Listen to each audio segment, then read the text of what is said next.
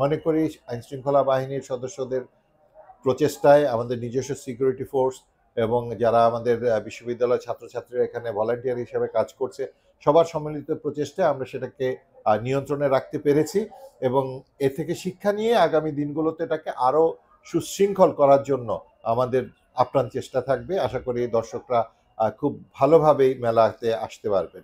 আর আমি সকল দর্শকের প্রতি একটা বিনীত অনুরোধ করব যে আপনারা ঘরে বসে টিকিটটা করে ফেলুন।